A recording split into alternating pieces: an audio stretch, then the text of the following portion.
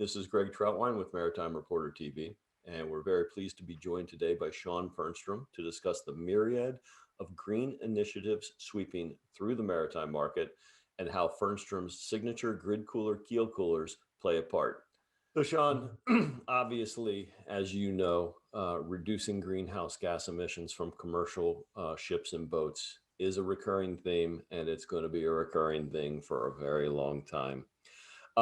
How do you see the pace and the direction of green trends in the maritime today, and specifically as it relates to the products that you provide?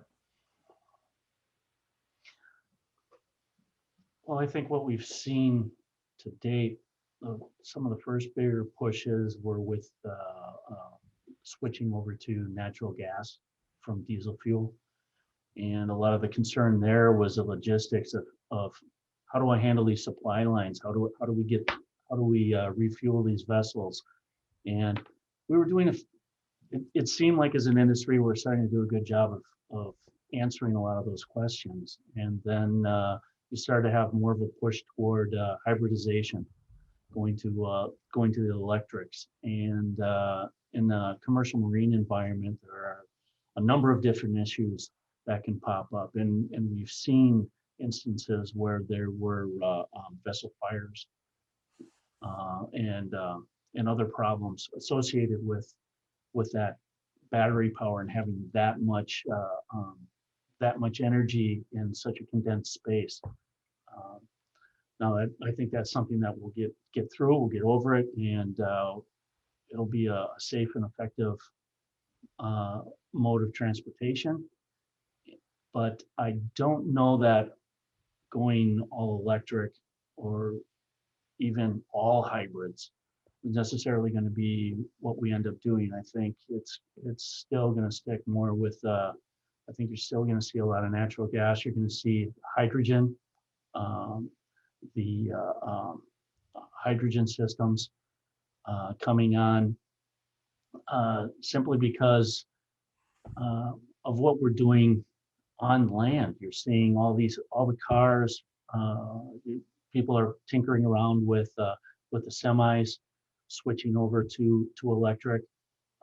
You're having a lot more draw on these electric infrastructures, these energy infrastructures that they weren't designed for. And if anything, we're looking at cutting back on our energy availability. And in doing so, as we've seen in California, for example, with the rolling brownouts and things of that nature, uh, that's not real conducive to being able to hook up a push boat or a tug and expect that thing to charge overnight if all of a sudden you've got God knows how many hundreds of thousands of vehicles being charged at the same time.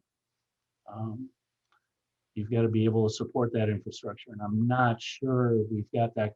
We can count on that kind of reliability like we've counted on it in the past.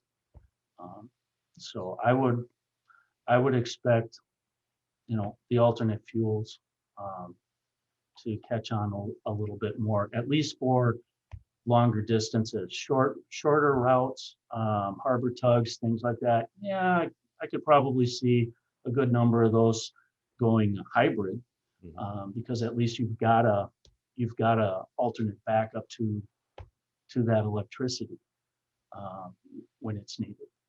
So you've got a fallback. Where we come into the picture with a lot of that, we've done work with with natural gas powered engines. We've done work with fuel cells, hydrogen, and so on, in cooling those systems. We've done work with, done a number of different hybrid systems, and those all play into it. I guess some of the features that we have with a closed loop cooling system like we've got is we're able to simplify things quite a bit on the cooling side, and actually in many cases we can reduce the power or energy requirements for the overall cooling system by going with something like our systems. When you look at your signature product, the Yeah. Burnstrom grid cooler, how specifically does that factor into the conversation about propulsion efficiency and emission reduction? What you're going to see there, from propulsion efficiency, what you're able to do is you're able to eliminate auxiliary pumps Hmm. that you would need to push. Say if you're bringing seawater on board, you don't have to bring the seawater on board. So you don't have sea cocks, you don't have strainers, you don't have seawater piping. All of that stuff's gone, along with the auxiliary pump, which can, that can siphon off 1-2% of your total power off of an engine. So if you can recapture that, Mhm. uh, that's definitely a big plus, especially when you're trying to dial in these energy requirements on these vessels. The other thing that you get is emissions. Everybody's talking about stack emissions, and I kind of look at it like you look back to this in the 60s and 70s, and how did we get rid of garbage? Well, first you did the landfills, and we got all these dirty landfills. We don't want to do landfills anymore, so we'll dump it offshore. That's what we'll do. We'll dump all the garbage offshore. Well, we don't want to be messing up all of that, so let's burn it. That's what we'll do. We'll burn it, so it'll go up the stack. So you've always got this stuff that you need to get rid of, right? Well, when you've got an open cooling system, you're pulling the seawater on board. You're putting it through the strainers. You're putting it through the engines. You're doing all of that, and then what are you doing? It's going right off board again. Okay, so it's another source of emissions. Um, with a closed cooling system, you don't have that. That's all gone. So again, you're eliminating another type of emissions on board the vessel. Can you share with us a few recent projects that clearly illustrate the push to green? Yeah, sure. I think one of the most recent ones would be those new Made of the Mist boats. It's all electrics. We've got actually aluminum kilo coolers, aluminum grid coolers on board those boats.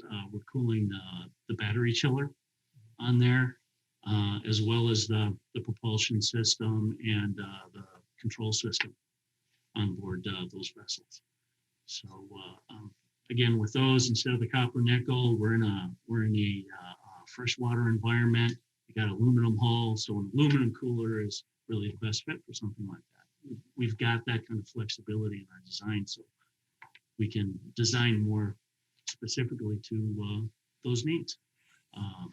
Another one, if you go back and you look at the Anhydra, that the red and white fleet ferry from what was that, last year, I believe.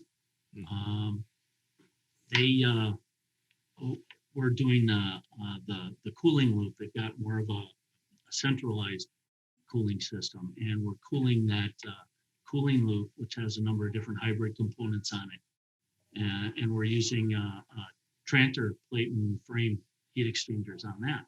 So again, we've got a lot of different options that we can bring to the table for any given needs that somebody might have.